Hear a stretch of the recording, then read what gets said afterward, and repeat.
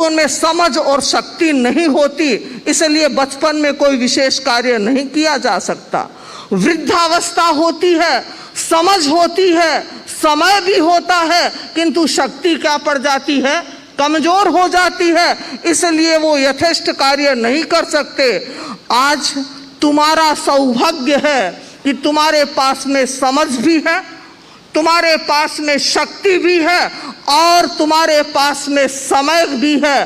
समय, शक्ति और समझ का नियोजन करके तुम एक नया नवोत्थान कर सकते हो। उस शक्ति के जागरण की जरूरत है, उस शक्ति के उपयोग की जरूरत है। शक्ति अपने आप में शक्ति होती है, उसका 3 उसके स्तर बन सकते हैं, सदुपयोग, दुरुपयोग और अनुपयोग। 3 स्टेजेस बन सकते हैं। सदुपयोग, शक्ति अपने आप में कुछ नहीं कर सकती, प्रयोगता उसका प्रयोग कैसा करता है। एटॉमिक एनर्जी अपने आप में एनर्जी है, इसका सदुपयोग भी किया जा सकता है, दुरुपयोग भी किया जा सकता है। मुझे स्मृति में आ गई वह बात, जब मैं जापान में थी, समण दीक्षा की बात, जापान टोक्यो में थे, वहाँ के लोगों ने कहा महाराज हिरोशिमा को देखने के लिए चले, और मन में एक जिज्ञासा भी थी, जहाँ पर फर्स्ट एटम बम का प्रयोग हिरोशिमा और नागासाकी जैसे शहरों पर हुआ था जापान के। हम टोक्यो से बुलेट ट्रेन में गए और हिरोशिमा पहुँचे, और हिरोशिमा के उस म्यूजियम को भी देखा, उस स्थान को भी देखा। वहाँ पर एक मोन्यूमेंट बनाया गया है, स्मारक जैसा, जहाँ पर ठीक एटम बम गिरा था। और उसके बाद उस म्यूजियम में गए, बताया गया कि इस एटॉमिक विस्फोट के बाद में अणुबम जब यहाँ डाला गया, वहाँ कैसी स्थिति बन गई थी, उसको पूरा डिपिक्ट किया गया है। एक पोर्शन पर जब हम गए तो वो मानव के चिथड़े उड़े उड़े, ऐसा खून बहता हुआ, ऐसा भयावह दृश्य वहाँ दिखाया। बंधुओं बहनों में बताना चाहती हूँ, मैं उस दिन अच्छी तरह से आहार नहीं कर सकी। सोचा ये मानव कितना पागल हो गया कि अपने को ही खाता जा रहा है। आज तो आदमी की शक्ल से भी आदमी को डर लग रहा है, ऐसी स्थिति। और मन में विचार आया ये एटॉमिक एनर्जी थी, इसका प्रयोगता ने गलत उपयोग किया। तो बंधुओं बहनों को शक्ति जागरण की जरूरत नहीं है, उस शक्ति का दुरुपयोग न हो, उस शक्ति का क्या होना चाहिए, सदुपयोग होना चाहिए। शक्ति अपने आप में शक्ति है, आप उसको कहीं पर भी ले जा सकते हैं। आज युवाओं में शक्ति है, उन्हें सफलता का जीवन जीना है। लोग यह कहते हैं कि व्यक्ति जब सफल होता है तो उसे खुशी मिलती है। व्यक्ति जब सफल होता है या सफलता को प्राप्त करता है तब उसे खुशी होती है, किंतु वाइस वर्सा भी होता है। जब आप खुश होते हो तब आप सफल बनते हो। आप जिस काम को कर रहे हो, यदि वो काम आपको पसंद है, उसको करने में आपको खुशी हो रही है, तो आप निश्चित रूप से क्या बनोगे, सफल बनोगे। और जो काम कर रहे हो आधे अधूरे मन से कर रहे हो, भीतर में कोई खुशी नहीं हो रही है, तो आप कभी सफल बन नहीं सकते। इसलिए जरूरत इस बात की है कि व्यक्ति के भीतर में क्या है, प्रसन्नता बनी रहे, प्रसन्नता बनी रहे। और प्रसन्नता कब बन सकती है, जब व्यक्ति कोरा भौतिक नहीं होता। वह कोरा भौतिक नहीं होता, उसमें अध्यात्म का पुट भी रहता है। अध्यात्म का पुट होना भी आवश्यक है। आज के अर्थशास्त्र में यह माना जाता है कि जो देश जितना ज्यादा उत्पादन करता है, जो देश जितना अधिक उपभोग करता है, वो देश क्या कहलाता है, विकसित कहलाता है। आज अर्थशास्त्र के क्षेत्र में पूंजीवादी व्यवस्था है, साम्यवादी व्यवस्था है। ये दोनों ही व्यवस्थाएं मनुष्य को सिर्फ आर्थिक प्राणी मानती है। आर्थिक प्राणी मानती है बस विकास, भौतिक विकास करते जाओ, किंतु भारतीय संस्कृति ने कभी ऐसा नहीं माना। भारतीय संस्कृति के भीतर अर्थशास्त्र में भी अध्यात्म की प्रेरणा रही है। आज मेरे सामने जो युवा पीढ़ी बैठी है उसका एक मुख्य दायित्व अर्थ का अर्जन करना है। अर्थ का अर्जन करना है उसका मुख्य दायित्व है और वह उसमें लगा हुआ है। किंतु इस बात को ध्यान में रखना, इस बात को ध्यान में रखना, पैसा जीवन में बहुत कुछ है, पैसा जीवन में बहुत कुछ है, किंतु पैसा जीवन में सब कुछ नहीं है। यदि यह बात तुम्हें याद रहेगी तो तुम आनंद का जीवन जी सकोगे। इस बात को कभी भूलना मत। आज उस पैसा भी एक शक्ति है, किंतु ध्यान देना है उस शक्ति का आप उपयोग कैसे करते हो। आज का उपयोग जो हो रहा है आप अज्ञात नहीं है, आप स्वयं जान रहे हैं किस प्रकार से आज पैसे का दुरुपयोग हो रहा है, प्रदर्शन में, दिखावे में। और जब ये आपके शादी विवाह के प्रसंग आते हैं, और आजकल तो नए नए प्रसंग और खोज लिए हैं। पहले तो शादी विवाह में हुआ करता था, आजकल तो हर छोटे छोटे बात को सुनकर के कई बार लगता है कि ये इवेंट मैनेजमेंट आखिर हो क्या गया है। इवेंट को मैनेज कर रहे हैं, बच्चा जन्म गया है तो हाउस वार्मिंग हो रही है, तो ये तो बड़े मान ले छोटे छोटे बर्थडे की पार्टी हो रही है। मैंने सुना 1 साल का बच्चा हुआ, अभी बेचारा कुछ समझता ही नहीं है और उसकी पार्टी इतने बड़े होटल में की गई।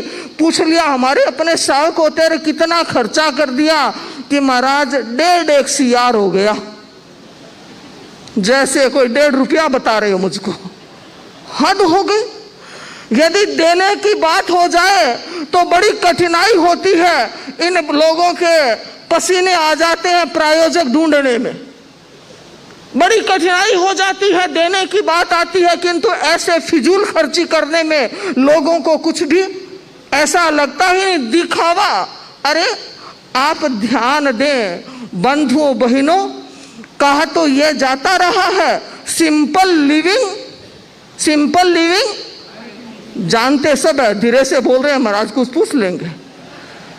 आप ये सारे प्रोवर्ब्स जानते हैं, सिंपल लिविंग, हाई थिंकिंग, किंतु जरा विचार करें आप जी कहाँ रहे हैं।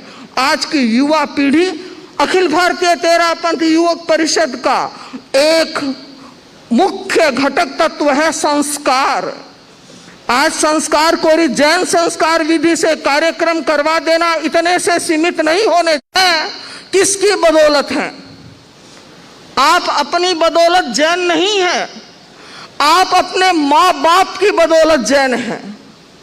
उन्होंने आपको जैनत्व के संस्कार दिए, इसलिए आप जैन हैं। इस बात को ध्यान में रखना, आप पर माँ बाप का यह बड़ा ऋण है। यदि आज आप अपनी अगली पीढ़ी को जैन बना करके नहीं गए तो आप ऋण लेकर के मर जाओगे। इसलिए जरूरत इस बात की है, ध्यान देना, अपनी अगली पीढ़ी को जैन बना करके जाना। नहीं नहीं, इतना ही नहीं, अरे पहले खुद जैन बन जाना। जैन का टैग लगाने से, तेरा पंथ का टैग लगा लेने से कोई जैन नहीं होता। जरा विचार करना, तुम्हारे संस्कार कहीं इधर उधर तो नहीं हो रहे हैं। यदि एक जैन कहलाने वाले परिवार में शादी विवाह में यदि बियर की बोतलें खुल जाती है तो समाज को वापस सोचना चाहिए। सबको ये स्थितियां है, साधु संतों को अधिकार है इस बात को कहने का। यदि वो नहीं बोलेंगे तो कौन बोलेंगे? और हर व्यक्ति को ये भीतर में कसमसाहट हो रही है कि ऐसा क्यों हो रहा है। तो क्या यह आज जागने का समय नहीं है? क्या शंखनाद का समय नहीं है कि कोई तो आगे आए? और कई लोग कहते हैं मैं अकेलो क्या कर सकूं, सारी दुनिया ऐसे कर रही है। अरे सारी दुनिया भेड़ भैं बोल रही है, खड्डे में जाके गिरेगी, क्या तुम भी गिरोगे? आज तो ऐसी स्थिति हो रही है, जागने का समय है। आप यदि एक बार की वो बात, राजा ने कहा कि एक दूध का तालाब बनाऊंगा। किस चीज का तालाब? दूध का। और सारे शहर में घोषणा कर दी गई कि हर व्यक्ति बड़ा था कि एक दूध का लोटा लाएगा और किस में डालेगा?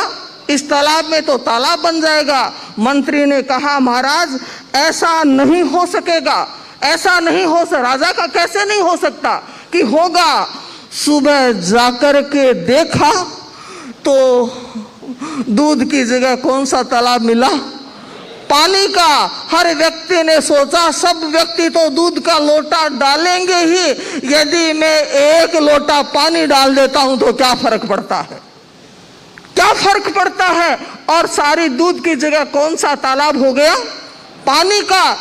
तुम ये सोच सकते हो रियल बात है, सब एक जैसा ही करें। अरे भले आदमी, तुम एक दूध का लोटा डाल देते, कम से कम उस पानी का रंग तो बदल जाता।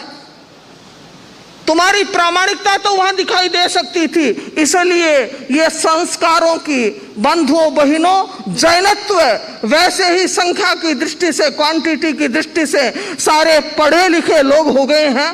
जैन, जैसा कि मैंने न्यूज़पेपर में पढ़ा कि जैन कम्युनिटी ऐसी है 100% वो एजुकेटेड है। बड़ी बात है, बड़ी बात है, इसको मैं बड़ा मानती हूं। किंतु उसके साथ में जो सोच बदलती जा रही है, वैसे भी फैमिली इतनी छोटी होती चली जा रही है। और उसके बाद में पहले ये कहा करते थे हम दो हमारे दो, आप लोग ऐसा कहते थे, हम दो हमारे दो। और अब क्या कहते हैं? एक। नहीं, गलत कह रही हूं, वो भी नहीं चाहिए, वो भी नहीं चाहिए। और स्थितियां ऐसी आ रही है, live in relationship. What is nonsense, what is nonsense. चाहे वो आधा % आई है, किंतु आनी शुरू हो गई है। पता नहीं वो कितनी तेजी के साथ में आ जाएगी। युवकों, ये जागने का समय है, शंखनाद का समय है। जागो, ये स्थितियां समाज में नहीं आनी चाहिए। आप गुरु भक्त हैं। मैं बड़ी अपने आप को बड़ा भाग्यशाली मानती हूं, और संभवतः आप सब अपने आप को भाग्यशाली मानते हैं। तो हाथ खड़ा कर देना कि हम सब 13 पंथ के सदस्य हैं। हाथ खड़े हो गए हैं। हमारे गुरु परम पूज्य आचार्य श्री महाश्रवण जी हैं, हमें उनका गौरव है। और तुम उनके, हम सब उनके क्या है? अनन्य भक्त है। मैं ये बात कहना चाहती हूं, तुम गुरु को मानते हो, अब समय यह भी आ गया है गुरु की मानो। समझ गए होगे का और की में फर्क। गुरु को मानना सरल है, किंतु गुरु की कही हुई बात को मानना कितना कठिन होता है। आज का यह समय आया है कि गुरु की कही हुई बात को क्या है? जीवन में उतारना है। हमारा गुरुदेव आज नशा मुक्ति की बात कर रहे हैं। उनकी अहिंसा यात्रा का मुख्य उद्देश्य भी यह है। हम लोग बड़े जोर शोर से इस बात को कहते हैं, डिजिटल डिटॉक्स की बात कहते हैं, और मुझे लगता है बहुत जरूरी हो गया है। आज घर में रहते हुए भी अनजान बने हुए हैं। एक दूसरे के सुख दुख के हम क्या बन रहे हैं? आप लोग साथी नहीं बन पा रहे हैं। एक टेबल पर खाना खा रहे हैं, 4 लोग व्यक्ति आया मेरे पास और कहने लगा महाराज बड़ी कठिन स्थिति है। क्या हुआ कि भोजन की थाली पर बैठे हैं, टेबल पर बैठे हैं, 4 व्यक्ति हैं, पति पत्नी बच्चे 2, खाना खा रहे हैं, किंतु चारों के चारों अलग है, चारों अपने मोबाइल को देख रहे हैं। किसी को यह पता नहीं कि किसी ने आज खाना खाया या नहीं खाया, किसी के कोई तकलीफ है या नहीं तो खाना खाते तो कहा जाता अरे आज तो तुमने एक ही रोटी खाई है, क्या हो गया? स्वास्थ्य तो ठीक है ना? वो तो उस चेट में लगा हुआ है, दुनिया को देख रहा है, अपने घर को नहीं देख रहा है। तो आवश्यकता है कम से कम खाना खाते समय तो इस मोबाइल महाराज को बंद रखो, इस टीवी को मत देखो। अरे घर परिवार से कब संबंध होगा? तो ये डिजिटल डिटॉक्स की बात कि आप मोबाइल और टीवी का यूज न करें जब भोजन करते। मोबाइल का यूज न करें जब ड्राइविंग का समय हो, और रात के 11 बजे से सुबह 6 बजे तक तो कम से कम इस मोबाइल को दूर रखें। क्या तैयार है आप लोग? हाथ खड़े करें जो, और जिन्होंने हाथ खड़े किए बहुत सारे ने किए हैं, धारणा प्रमाणे त्याग है। ऐसे झूठे हाथ खड़े नहीं कराए मैंने, आपने सोचा महाराज ने ओमरम करवा दिया। मैं ओमरम ऐसे करवाने वाली नहीं हूं, बड़ा सरल होता है ओमरम करना। आपको ये जागना है, जागने का समय है। और बंधुओं बहनों, आवश्यकता है इस बात को, नई सोच को एडप्ट करें, नए परिवर्तन को आप स्वीकार करने की स्थिति में आए। पैराडाइम शिफ्ट हो रहा है, टोटली पैराडाइम शिफ्ट। आज से 20 वर्ष पहले की 25 वर्ष के समाज को पहले मैं याद कर रही हूँ, देख रही हूँ, और आज देख रही हूँ टोटली चेंज, कंप्लीटली चेंज हो गया है। तो आज इस बात की जरूरत है। युवा शक्ति मेरे सामने है, और युवा शक्ति का वर्तमान में नेतृत्व करने वाला राष्ट्रीय अध्यक्ष रमेश डागा भी मेरे सामने बैठा हुआ है, जो अखिल भारतीय राष्ट्रीय अध्यक्ष है। मैंने इनको बहुत साल से देखा है, अच्छा कार्य करने वाला एक युवक है, और आज इस पद पर वो आगे आया है। आगे बढ़ता रहे युवक शक्ति। पद तो एक व्यवस्था है, पद तो हमेशा रहते नहीं है। पूर्व में संदीप अध्यक्ष था, इसने भी कई कार्यक्रमों में सहभागिता की है। अमित को भी मैंने अररिया आरएस में कार्यकर्ता के रूप में देखा है। और वंदनीय साध्वी श्री अणिमा श्री जी, मेरी ज्येष्ठा भगिनी का जब यहाँ चातुर्मास था 2017 में, मैं भी साथ में ही थी। और जैसे आज शंखनाद कार्यक्रम हो रहा है, उस समय एक संगम कार्यक्रम हुआ था। बीसी भालावत उस समय अखिल भारतीय अध्यक्ष थे। तो बंधुओं बहनों, संगम और शंखनाद ये सारे हो रहे हैं, और भी बीच बीच में कार्यक्रम साधु साधियों के सानिध्य में होते रहे हैं। किंतु आज युवा पीढ़ी इस बात का संकल्प ले, हमें बदलना है, और बदल सकते हैं। यू कैन, आप कर सकते हो। यह एक पॉजिटिव एटीट्यूड आपके भीतर में आना चाहिए, एक पॉजिटिव एटीट्यूड। जब तक पॉजिटिव एटीट्यूड नहीं होता है, तब तक व्यक्ति कुछ नहीं करता। किंतु जो ही एटीट्यूड पॉजिटिव होता है, बहुत सा कार्य कर सकते हो। बड़ा सुंदर कहा किसी कवि ने, हो इरादों में हकीकत, हो इरादों में हकीकत, हौसलों में जल जला, आसमां झुककर तुम्हारे पांव तक आ जाएगा। आसमां झुक, हमें ऐसे संस्कार मिले हैं, किन्हीं को तो मिलते नहीं है। हमें क्या मिले हैं? हमारी पीढ़ियों से मिले हैं। आज समय है उनको सुरक्षित रखने का। सुरक्षित रखा जाए तो बंधुओं बहनों, हमें याद बहुत बार क्या होता है, जिन चीजों को याद रखना होता है भूल जाते हैं, भूल जाते हैं। अजीब दस्तूर है जमाने का, अजीब दस्तूर है जमाने का। अच्छी बातों को पेन ड्राइव में सेव रखते हैं। अजीब दस्तूर है इस जमाने का, अच्छी बातों को पेन ड्राइव में सेव रखते हैं, और बुरी बातों को दिल में सेव रखते हैं। और बुरी बातों को, बुरी यादों को कहाँ सेव रखते हो? बदलो इसको। बुरी बातों, बुरी यादों को छोड़ दिया जाए, और हमारे जो मूल संस्कार, अच्छे संस्कार है, उनको जीवित रखा जाए। मैं आज इस विशाल युवा शक्ति को, और अन्य सभी लोग जो बैठे हुए हैं, अग्रगामी लोग समाज के, और यह महिला शक्ति भी मेरे सामने बैठी हुई है। मैं कई बार कहा करती हूँ, घर की रीढ़ होती है वो महिला शक्ति होती है। यदि महिला मजबूत है तो किसी की मजाल है कि घर इधर से उधर हो जाए। आज ये महिला शक्ति भी ये सोचने लगती है चलता है। अरे चलता चलता सोचने लगे तो सब चलने लगोगे, समाप्त हो जाओगे। इसीलिए चलता नहीं है, मेरे घर में नहीं चल सकेगा, यह संकल्प आपको लेना है और इस पीढ़ी को उस संकल्प के साथ में जोड़ना है। तो आज के इस दिन संस्कारों का निर्माण हो, संस्कारों का शंखनाद हो, यह बहुत आवश्यक है। युवा शक्ति का जागरण हो, यह बहुत आवश्यक है। आज का यह कार्यक्रम रविवार का दिन विशेष कार्यक्रम के रूप में आयोजित हो रहा है, चूँकि जहाँ पर अखिल भारतीय के राष्ट्रीय अध्यक्ष आ जाते हैं तो उनका यह तत्वावधान हो जाता है अखिल भारतीय का।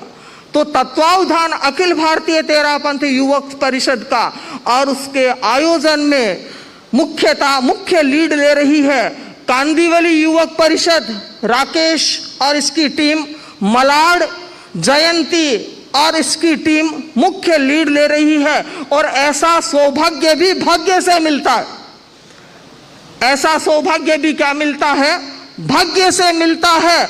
और मुझे ज्ञात हुआ कि यह जो सारा कार्यक्रम, इसका ये लोग साहस कर सके आयोजक बनने का, इसमें उनके पीठ के पीछे प्रायोजक रहे हैं श्री मेघराज धाकड़। आज वो किन्हीं कारणों से, अपने पारिवारिक कारणों से उपस्थित नहीं हो सके हैं। मुझे लगता है ऐसे लोग पीठ के पीछे खड़े होते हैं तो युवा शक्ति बहुत कार्य कर सकती है, आगे बढ़ सकती है। तो मैं पुनः सभी के प्रति, क्योंकि समय की अपनी सीमा है, हाँ, तो मैं ये कहना चाहूँगी कि हमें अपनी शक्ति के साथ में सबको आगे बढ़ना है। समय के साथ में इस कार्यक्रम का संयोजन होना है। ये कार्यक्रम एक सत्र संपन्न हो रहा है, दूसरे सत्र का यो मुख्य वक्ता के रूप में, की नोट स्पीकर के रूप में बहन क्या नाम है, उर्मी कोठारी उपस्थित हो गई है। अगले सेशन में भी आने वाले हैं। आगे कौन से आ चुके हैं? हाँ, तो अगले सेशन के वक्ता पार्थ जिंदल शायद आने वाले, पहुंचने वाले होंगे, वे भी पहुंच रहे हैं। तो एक बड़ा विशिष्ट कार्यक्रम हो रहा है। और आप जानते हैं रविवार के दिन बड़े अच्छे कार्यक्रम होते रहते हैं। इस बार हमारा यह शंखनाद का कार्यक्रम है, और अगला जो कार्यक्रम हमारा होने वाला है 4 अगस्त को, ध्यान दें, एक बड़ा विशेष कार्यक्रम इस भवन में होने वाला है। पंचगंठी प्रबल नमस्कार महामंत्र अनुष्ठान। हाँ, पार्थ जी आए हैं क्या? हाँ, पार्थ। तो अगले वक्ता के, हाँ, पार्थ जिंदल भी, जिनके लिए हमें बताया गया, वो भी उपस्थित हो गए हैं। तो 4 अगस्त को वो विशेष कार्यक्रम होने वाला है। इसी जो सुबह का लगभग 9:15 से 11 बजे तक वो कार्यक्रम इसी भवन में चलने वाला है। तो इस कार्यक्रम में आप उपस्थित हो, इतना विशिष्ट अनुष्ठान होगा जिसको देखकर यदि नहीं करेगा तो व्यक्ति को लगेगा अरे वंचित रह गए, तो उसमें उपस्थित हो। 3 अगस्त को कल्याण मित्र कार्यशाला का, सैटरडे को आयोजन किया गया है कल्याण मित्र कार्यशाला का। ऐसी ही मुझे सूचना मिली है। जीटी में मुनि श्री कुलदीप कुमार जी स्वामी के कार्यक्रम में भी एक कोई, हाँ, मंत्र आदि का कोई कार्यक्रम है, उसमें भी सहभागिता की सूचना है। पार्थ जिंदल, मुझे बताया गया, ये एक मिनट भूपेश जी, ये पार्थ जी आप ओम प्रकाश जी जिंदल के, हाँ, मुझे बंधुओं बहनों में बात कहना चाहूंगी, शायद पार्थ को भी पता न हो। पार्थ, तुम हमारे श्रावक हो। ओम प्रकाश जी जिंदल और सावित्री जिंदल को मैंने देखा है परम पूज्य गुरुदेव श्री तुलसी के सानिध्य में अनेक बार वो हेलीकॉप्टर लेकर के आया करते थे। लाडनू विश्व भारती में मैंने इनके दादाजी, जब बाद, पहले तो इंडस्ट्रियलिस्ट थे, फिर वो राजनीति में भी गए थे, और सबसे पहले वो गुरुदेव श्री तुलसी का आशीर्वाद लेने आते थे, और उन्होंने 13 पंथ की गुरु धारणा ले रखी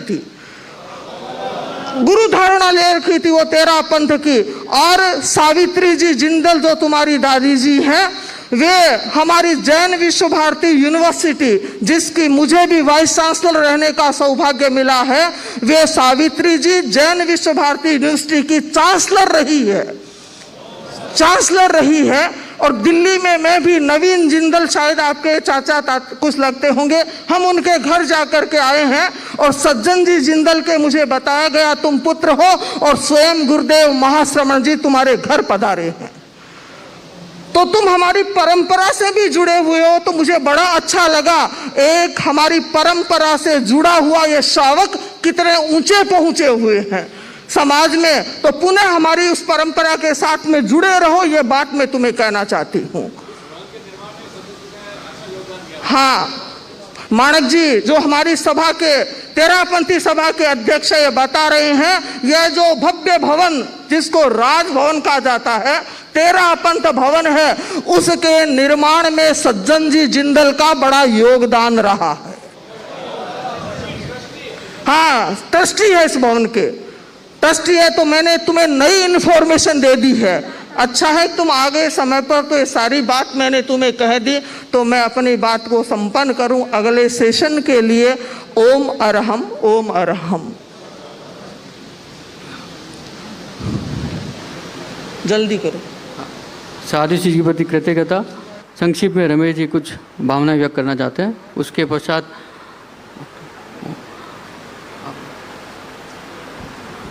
बनते। देखिए, आज संपूर्ण युवा शक्ति के साथ श्रावक समाज यहाँ उपस्थित है। हमारे बीच हमारे ही एक भाई कहूँ श्री पाद जी जिंदल यहाँ अपना अमूल्य समय निकालकर यहाँ उपस्थित हैं। मैं आपका इस आबा तेयूब परिवार और तेयूब की तरफ से, तेरापंथ श्रावक समाज की तरफ से आपका हार्दिक स्वागत, अभिनंदन करता हूँ। साथ ही साध्वी श्री जी, आज जो ऊर्जा का संचार आपने कहा है, आपने जिस जिस शब्दों से, चाहे वो जैन शब्द हो, चाहे तेरापंथी हो, चाहे वो गुरु इंगित की आराधना करनी हो, हर विषय को लेकर हम कहीं भटक ना जाएं, ऐसे विषयों को लेकर आपने हमें मार्गदर्शन दिया। यहाँ उपस्थित मैं सभी कम से कम युवा साथियों से निवेदन करूँगा, आप अपने अपने स्थान पर एक बार खड़े हो जाएं। जो साध्वी श्री जी ने कहा, डिजिटल डिटॉक्स हम जिसका शिकार हो रहे हैं, समय सीमा आप अपने मन में ले लें, चाहे वो 11 बजे तक ना हो, आप अपने निर्धारित समय ले लें कि उस समय तक मैं मोबाइल का उपयोग नहीं करूंगा, चाहे वो खाने के समय हो, चाहे वो हमारे ड्राइविंग का समय हो। जैसे हमें साध्वी श्री जी ने प्रेरणा दी है, जिसके जैसे अनुकूल है उस समय के अनुसार कम से कम हम आज यहाँ से ये संकल्प लेके निकले। साध्वी श्री जी, एक बार मैं आपसे निवेदन करूँगा, आप इसको सब जहाँ उपस्थित सभी को संकल्प दिलाएं। ऐसा है, वैसे जिन्होंने हाथ खड़े किए मैंने करवा, बदलोगे तो जिंदगी खराब हो जाएगी। लाइफस्टाइल को बदलिए, आसन प्राणायाम ध्यान उसमें लाइए। आज की युवा पीढ़ी बड़ी कीमती है, स्नायुविक तनाव हो रहे हैं, उसके कारण हमारी युवा पीढ़ी उसका हार्ट फेल। अरे ऐसा क्यों हो रहा है? ये इन कठिनाइयों को दूर तुम स्वयं कर सकते हो। तो डिजिटल डिटॉक्स खाते समय, ड्राइविंग के समय, रात्रि में मैंने 11 से 6 का कहा है, जब जैसी तुम्हारी सुविधा हो, यथासंभव तुम्हारे जैसा मन में हो, संकल्प है त्याग। हाँ, आज थोड़ी सी हमारा जो जप का क्रम चल रहा है, कल हमारी जप था प्रकाश जी मेहता के यहाँ 31 सामायिक हुई है, राजेंद्र गुद्दला सिंघवी के 62 सामायिक, प्यारचंद जी डागलिया के 54, आज शंकरलाल जी मुणोत, नवीन जी सुशीला गोखरू, रायचंद जी सोनी, प्रकाश प्यारचंद जी कोठारी, किरण प्रकाश जैन। इस प्रकार से 5 घरों में नवकार मंत्र का जप चल रहा है 13 घंटे का। और कल नरेंद्र जी कोठारी, नवनीत सीमा कच्छारा, अर्जुन संगीता सिंघवी के यह प्रकार नवकार मंत्र का जप होने वाला है। उपवास पचकने वाले कोई भाई बहन है तो उपवास, कल सूर्योदय नौकार सी जैसी धारणा, तीनों आर के